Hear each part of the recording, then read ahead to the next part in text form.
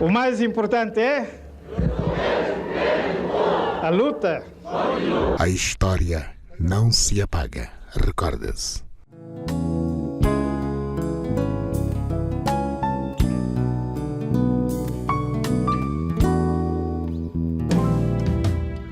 Agostinho Neto, uma vida sem trégua. No dia 22 de agosto de 1979, Agostinho Neto profere no IJE o seu último discurso, em que lamenta, então, não poder ser mais longo por causa da sua voz, que, segundo ele, não estava clara, não estava muito boa. É transferido de emergência para Moscovo, a fim de ser submetido a uma intervenção cirúrgica. Agostinho Neto viria a morrer em Moscovo no dia 10 de setembro de 1979.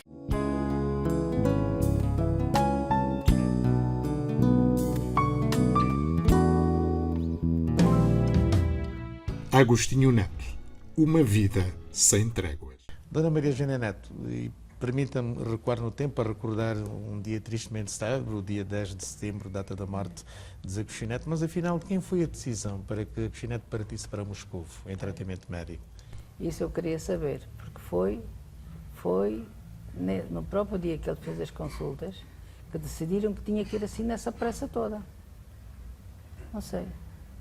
Quem foi? Foram os médicos, foram os cubanos, não sei, foram os nossos, foi o Eduardo Santos, tiveram que ser. Agora, Eduardo Santos era o médico, o doutor Eduardo Macedo dos Santos. Não, o médico eram os cubanos, mas o Eduardo também, quer dizer, tinha uma palavra a dizer, porque ele era médico, era especialista de coração, etc. Não sei, há aí um mistério muito grande. Naquela pressa toda eu não percebi. E nessa noite eu tive um sonho tremendo, em que vi uma escada, aquelas escadas que se vai para o avião, no aeroporto, e depois o avião por cima, com letras grandes assim, pretas, dizer última viagem.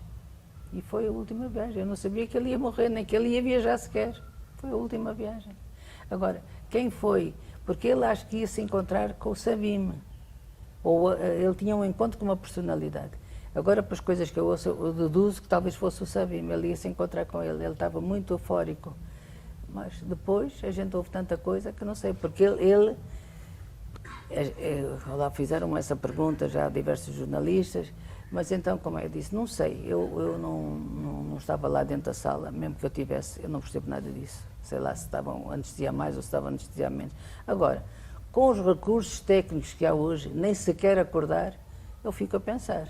O resto não sei mais nada. E lembra-se da última conversa que manteve com o Agostinho Neto em Moscou? Com quem? Lembra-se da última conversa que manteve com o Agostinho Neto? Não, ele almoçou muito bem. Chegámos e ele almoçou, lembra-me... A Dona Maria Eugênia Neto, numa entrevista que me concedeu há uns anos, dizia-me que ele, antes de entrar para o bloco operatório, tinha tomado uma canja de galinha. Não, ele tinha comido galinha, agora se era canja não me lembro, mas galinha ele tinha comido cozida. E comeu tudo. E estava muito bem disposto. Também mudou de ambiente, este ambiente pesado, etc. E então a senhora que levou a comida perguntou-me o que é que ele está a dizer.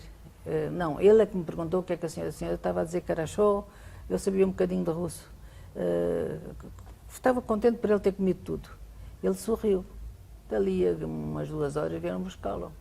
Eu nunca vi, de facto, uma pessoa ser operada no fim de comer. Embora um espaçozito de 2 horas, suponhamos 3, que fosse operado, não sei.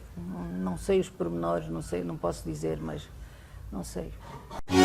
Militantes do MPLA Partido do Trabalho, camaradas e compatriotas. O Bureau Político do Comitê Central do MPLA Partido do Trabalho tem o doloroso e sentido dever de comunicar o falecimento do nosso querido presidente, Dr. Agostinho Neto, ocorrido no dia 10 de setembro de 1979, às 16 horas e 45 minutos, hora de Moscovo, na sequência da gravíssima doença de que sofria e, não obstante a intervenção cirúrgica a que foi submetido, numa malograda tentativa de salvá-lo. Foi assim, através da voz inconfundível de Rui Carvalho, referência da Rádio Nacional de Angola, que os angolanos tomavam conhecimento da morte do primeiro presidente da República de Angola. O secretariado do Comitê Central do MPLA, Partido do Trabalho, dava conta do relatório médico assinado por 7 médicos soviéticos, membros da Academia de Ciências e da Academia de Medicina da antiga União Soviética, e por Eduardo Macedo dos Santos, já falecido, e que, à data dos factos, era o médico assistente do presidente Agostinho Neto. Segundo o relatório médico, constatou-se uma grave insuficiência hepática e a forte suspeita de obstrução da via biliar principal. A alternativa foi a intervenção cirúrgica. No ato operatório, que teve lugar no dia 8 de setembro de 1979, verificava-se que, além das graves lesões do fígado, havia também um tumor do pâncreas. Segundo ainda o relatório médico, o período depois da operação decorria de forma grave, não tendo sido possível combater a insuficiência do fígado e outras complicações como perturbações renais e alterações graves do sistema nervoso central, coração e vasos. Estas complicações agravavam-se, dando lugar à morte do médico e poeta da Sagrada Esperança aos 56 anos de idade.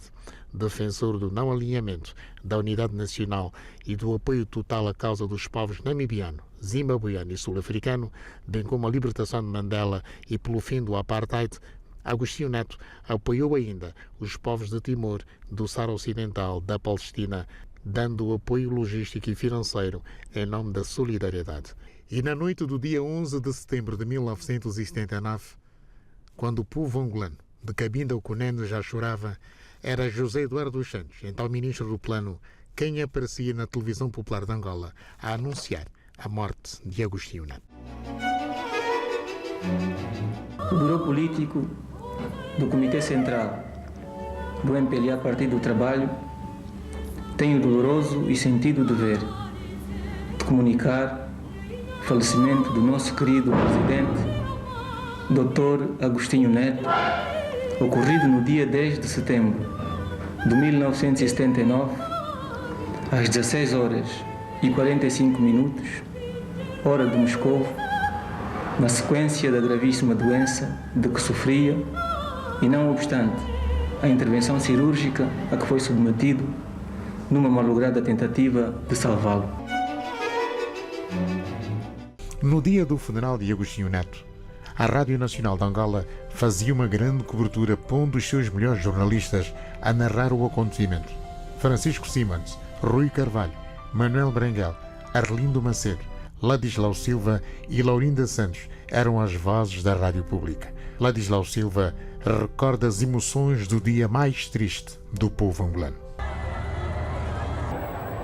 O cortejo fúnebre entrou já na Avenida Álvaro Ferreira, mais precisamente à frente do cinema 1º de Maio, onde, tal como nas outras artérias por onde já passou, a concentração popular é enorme para render mais esta homenagem àquele que foi o fundador da nação e do MPLA, Partido do Trabalho, o camarada presidente Dr. António Agostinho Neto. O cortejo desenrola-se ainda na Avenida Álvaro Ferreira, frente ao Cine 10 de Dezembro, frente ao histórico local onde se realizou o primeiro congresso do MPLA, onde se criou,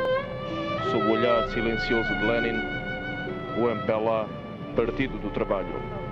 E é exatamente frente a este local por onde passa agora o cortejo funerário que transporta o corpo do camarada presidente António Agostinho Neto, do Comissariado Municipal de Luanda até ao Palácio do Povo. Não foi fácil.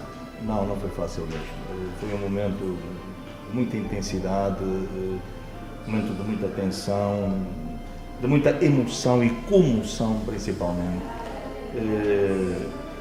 Eu nunca tinha visto tanta gente, ou provavelmente terei visto o mesmo número de pessoas à chegada de Agostinho Neto. Portanto, à chegada e à partida de Agostinho Neto foram de facto os dois grandes momentos de aglomeração populacional aqui em Luanda, em representação de todo o povo angolano. Agostinho Neto chegou à sua urna, portanto, chegou a Luanda, creio que, se a memória não me falha, no dia 15. Exato, então houve um cortejo que foi preparado do aeroporto internacional 4 de Fevereiro até ao atual governo da província de Luanda. Na altura, creio que ainda não era governo da província, mas sim comissariado provincial. Não quero fugir à verdade, mas provavelmente ainda seria comissariado provincial. Em todas as artérias, em todas as ruas, largos, becos, havia muita gente. E gente sofrida, porque o choro era um choro verdadeiro. As pessoas estavam a sentir que tinham perdido o presidente, para a maioria das pessoas, o fundador da nação, o presidente amigo, o líder, a pessoa que, no fundo, nos levou à independência.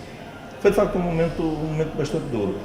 Eu lembro que eu fazia essa reportagem, portanto, dentro do aeroporto, não sei se seria o Francisco Simons ou o Manuel Berenguel, e um deles estava dentro do aeroporto e o outro estava dentro do comissariado, portanto, à chegada e depois para recepcionar a urna. A mim e esta grande voz feminina que nós tivemos na Rádio Nacional de Angola, Laurinda Santos, coube-nos fazer o trajeto. Nos emissores móveis da Rádio Nacional, na altura, eram os Renault 4, furgoneta, os azulinhos, como nós chamávamos. Então, íamos lá atrás, pendurados, em pé. A emoção foi tanta que, a partir mais ou menos daquela zona que é hoje a Faculdade de Arquitetura, a Laurinda não aguentou o choro, não aguentou o pranto, não aguentou a emoção. Então tivemos que dispensá-la e pô-la dentro do carro, chora à vontade. O momento era um momento de lágrimas. Eu lembro-me que, por exemplo, na altura, um dos locutores da televisão pública de Angola, na altura ainda a televisão popular de Angola, o Jaime, não conteve também a sua emoção. Ele estava a apresentar o noticiário e o Jaime Moraes começou a chorar. Várias figuras mundiais manifestaram pesar pela morte de António Agostinho Neto, médico e poeta-presidente que realizou o sonho maior do povo angolano.